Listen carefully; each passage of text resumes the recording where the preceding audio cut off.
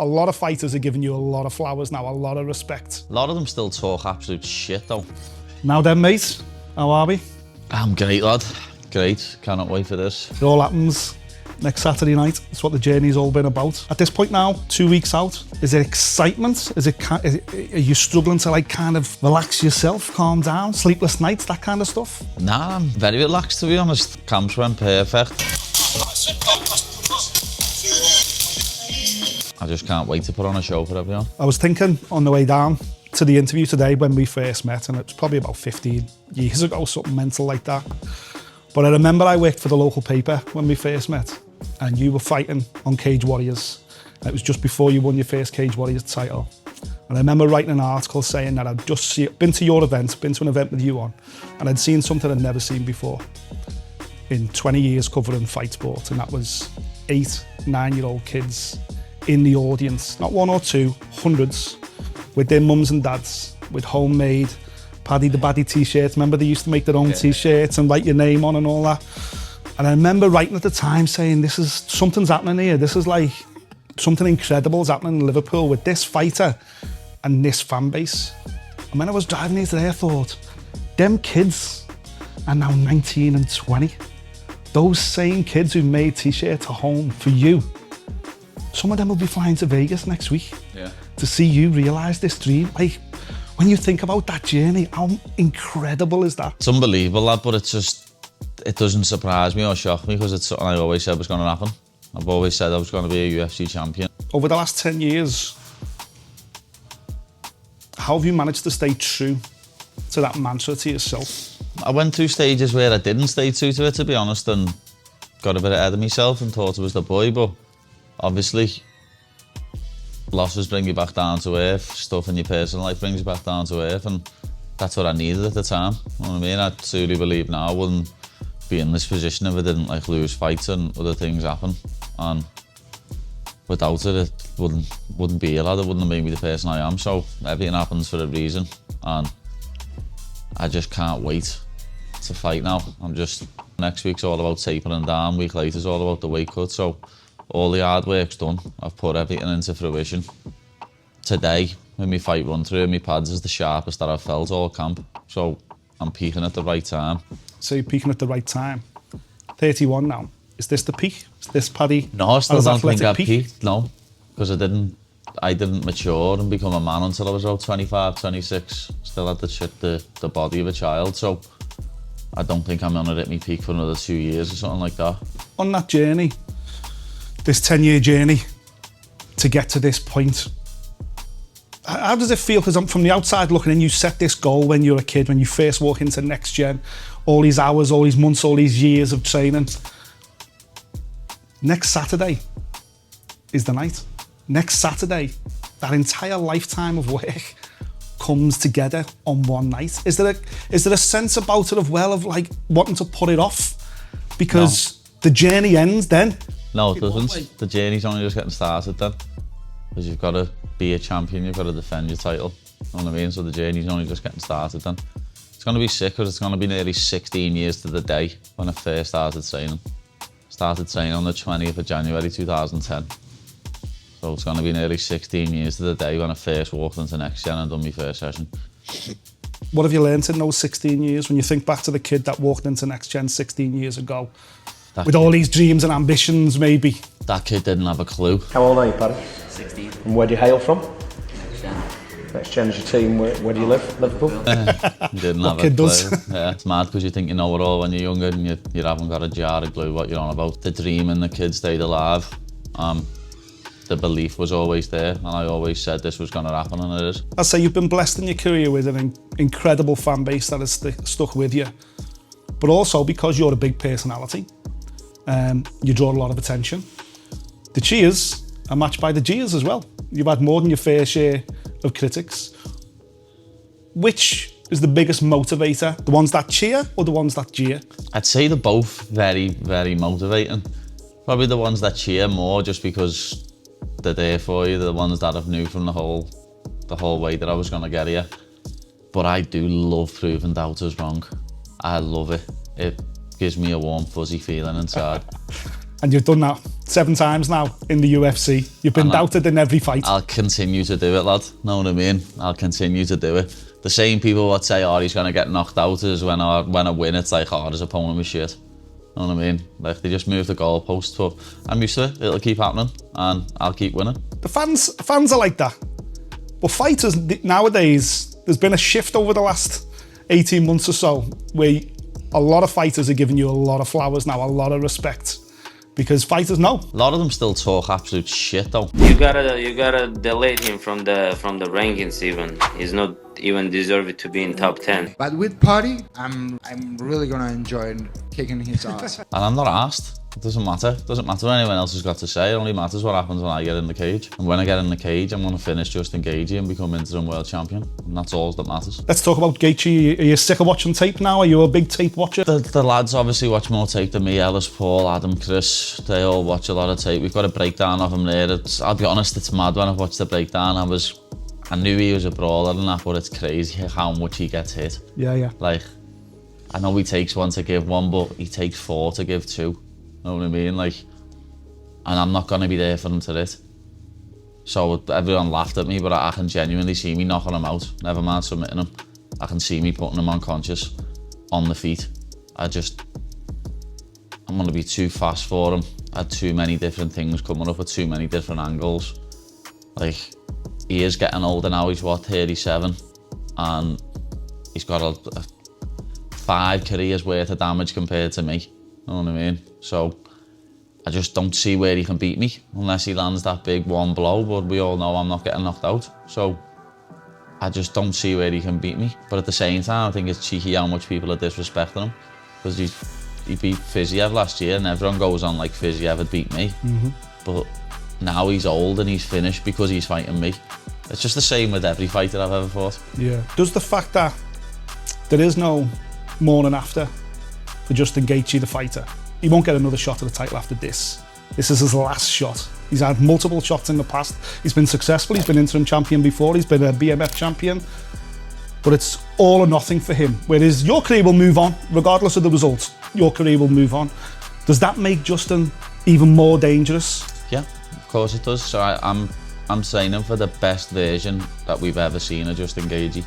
I'm training for the Justin Gaethje that turned up and mauled Tony Ferguson for 5 rounds. I'm training for the best version of him.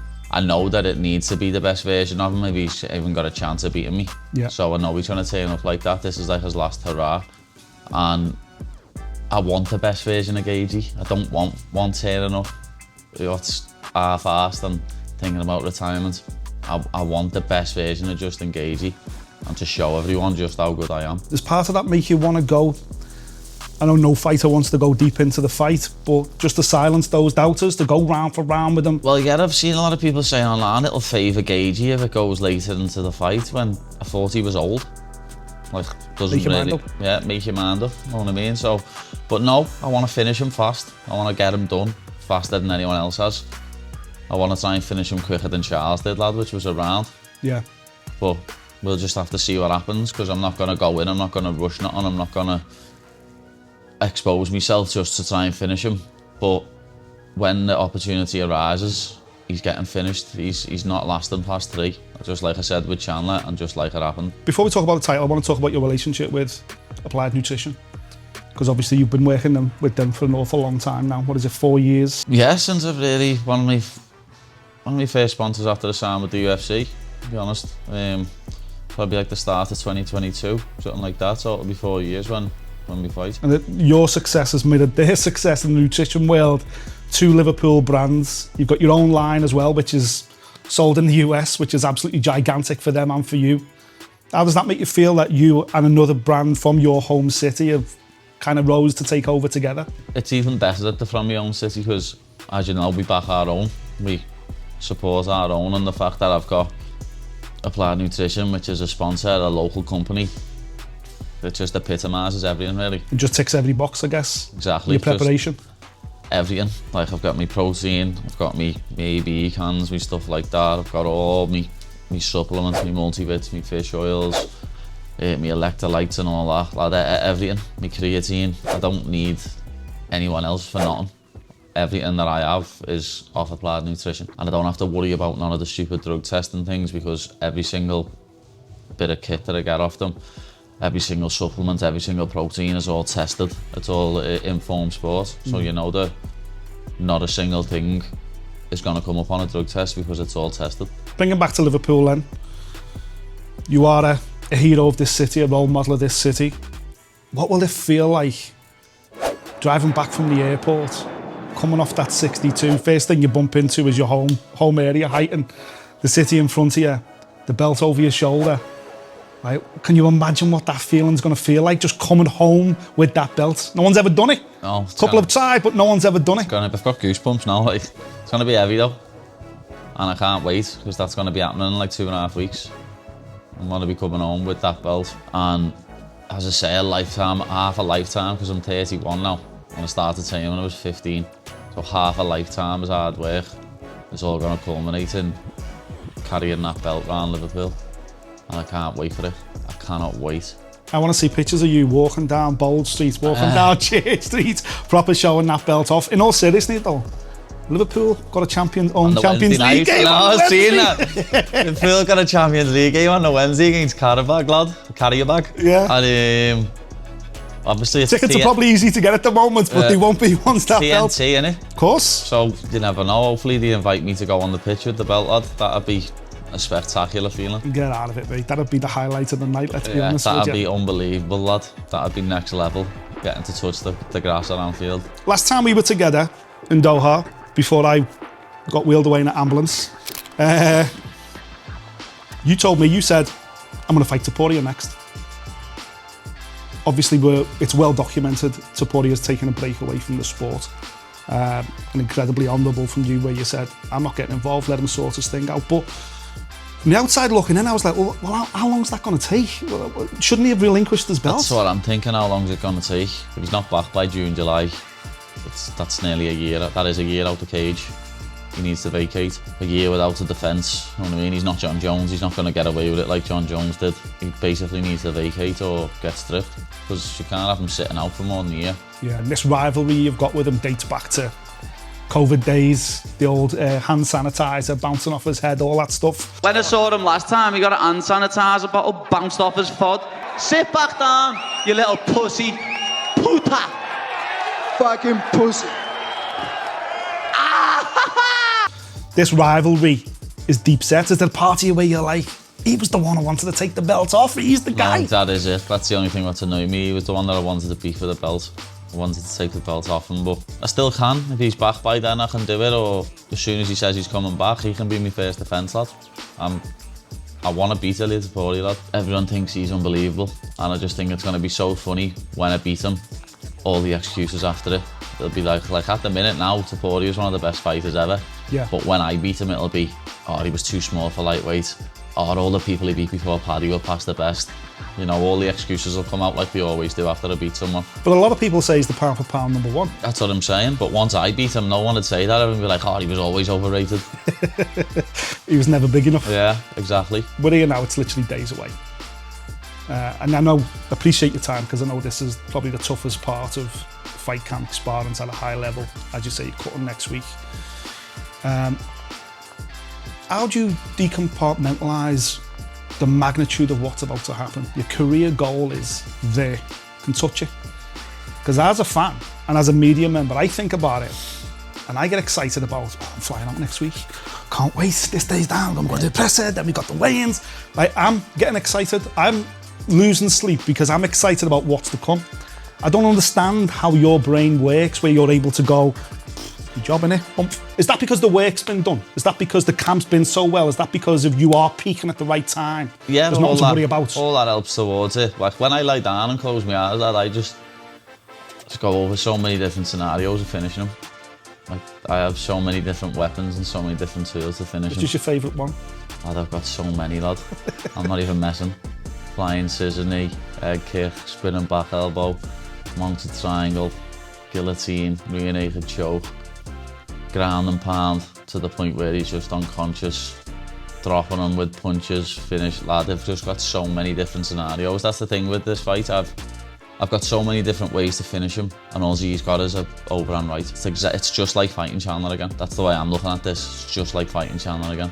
He's got one way to catch me, and I've got about 50 different ways to finish him. We all know what's going to happen, because I know what's going to happen. All these things in your mind about how the fight ends, have you thought about what it will feel like when your arms raised and Bruce Buffer announces?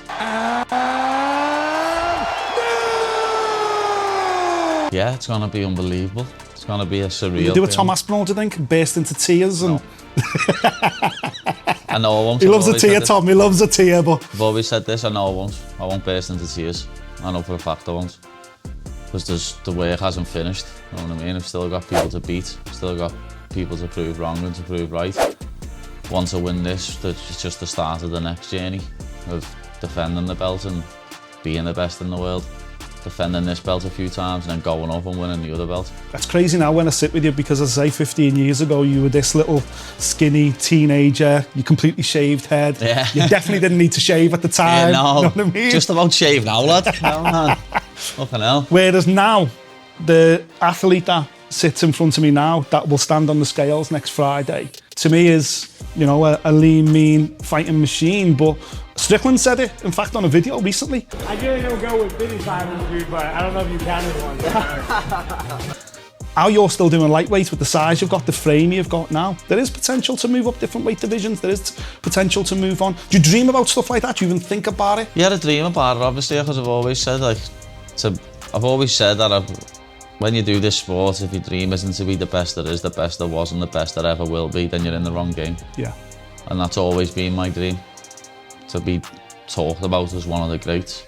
And you can't really do it unless you're a two-weight champion. Like, Islam's higher on the GOAT discussion than Khabib now, because he's two-weight champion. Yeah. You know what I mean? He just is. Like, there's only like two fighters who aren't two-weight champs that you could say are up there, and it's Mighty Mouse and Anderson Silva. Yeah. Well, like, that's about it. And like maybe a heavyweight, because they can't do another weight division. Even George came back for one night only, Exactly, just to that's what I tick mean. that box. Even GSP come back for one fight just to be a double champ. So in the long run, that is something that I've always wanted to do, and it'd be so much nicer on my body making 170. But I'm light at the minute compared to what I've ever been at this stage of camp. Everything's going perfect. Like the Chandler fight, I had 6 weeks. Got told 6 weeks out, yeah, you're fighting him on this date. And I was like, oh yeah, shit, sound. And I had a bit of a panic in that camp about making weight. I thought I was going to miss weight, but I've never missed lightweight, and I never will. And until I can't make it no more, I'll be fighting at lightweight. And as I say, this time I've had eight weeks or something, I think, since I got back from Qatar, 8 weeks. And I started off at 88 kilo, 88 point something, and I'm more than halfway there, which is easy for me. Yeah, that was Christmas. It was shit. Yeah. Are you having another Christmas end of the month? Is that the plan? Get all the kids' sweets out and all that? I get a big naughty cheese board, like, because I never got to have a cheese board. And I had a big naughty cheese board, salami and crackers and that. But I'm just gonna, like, I normally go away as soon as I've won. I normally go on holiday like 3 days later, but Ben's getting married 2 Sundays later. Same day we play City when I missed the game. Killer. But he's getting married then, lad. I'll be home, get home on the Tuesday, and I'll be home for like 10 days or something. So I'm just going to be going to all the different scan-gaffs that I feel like going to while I'm home. Polpetter, Spit Roast, Brechy Lounge. Other Liverpool restaurants are available, but we'll go right through the lot. Casa d'Italia, Cowshed. There's a couple new ones that I've seen online that I need to get to. But again, Pat, this is quintessentially who you are, and this is what the UK MMA is about to get. You haven't changed, you haven't had to go anywhere. You know, don't get me wrong, it was a different era when Bisping had to do it. You probably did have to go to America. Yeah, it was completely different back Tom then. had to leave his hometown to come to Liverpool, to go to wherever, to go to Holland to get the right sparring. You know, Leon's had to travel. The difference with you is, you're talking about there, oh, I can't go away afterwards, one of the lads getting married. The fact that you're going to fight and win this belt with the people you grew up with your family around you, your best friends all downstairs on the mats, you know, your father figure in Rim as the coach and all that. Doesn't that make it even more special though? That you've been true to yourself from day one, and you've dragged, with all due respect, you dragged this entire gym to the summit of the sport. That's got to make you feel incredible. Yeah, it does. It's going to be special, because there's not many other people that can say they've done that. You know what I mean? I've never went and trained anywhere else. I've never had to. Never felt like I've had to. Over the years I've been told he needs to go to America and train there, this and that. I've always said I don't. None of them gyms are like ours. None of them gyms are like a family. All the lads on the mat, I consider me little brothers. You know, El and Ben's like my big brother, and Rim's what we call Uncle Rimmer. So I don't need to go anywhere else. I've always known I've had the best coaches in the world here. We're proving that we're one of the best gyms in the world because we're only a little tiny city and we've got 4 fighters in the UFC already. And over the next couple of years, that's going to go up to 8, 9, 10, trust me. First defence, dream location? Anfield. There's no other place I can say, lad. The only dream location to fight in is Anfield. I don't really care about fighting anywhere else. I'm not that arsed. I want to fight in Abu Dhabi before I retire. Obviously, I want to fight in MSG before I retire. When you're talking about dream location, the only answer I've got for you is Anfield. I don't want to fight anywhere else. If I could fight anywhere, it's Anfield. Would the Bernabeu do if that's the only place The Bernabeu will do, lad, if it's punching Ilya's head in, know what I mean? The Bernabeu will do. I'll win there and then say, let's get it on in Anfield. The only thing is, like, the roof situation. If it come down to it and he could say they could only do a stadium here somewhere else, I'd do that, like, but at the same time, it needs to be Anfield, lad. Yeah. It's our church. It is, absolutely. Listen, 15 years I've known you, and 15 years you've been telling me you're going to be UFC champion. And I, like everybody else at first, thought you were dreaming. But we're here now. We're a week away, and mate, not just speaking for the city and for everyone around, but everyone in the UK, just go out there and do it, man. Bring the belt back. I'm gone to, lad. Don't you worry. I'm going to go out there and make a statement. I'm going to absolutely mufti Justin Gaethje like no one's muftied him before. Just like I did to Michael Chandler. Just like I schooled Bobby Green dead quick. You know, everyone else who's fought Gaethje's had a war. Even Holloway. He never got out of that fight without any licks. But I am. I'm going to come out unscathed and I'm going to finish him. Enjoy it. Cheers, mate.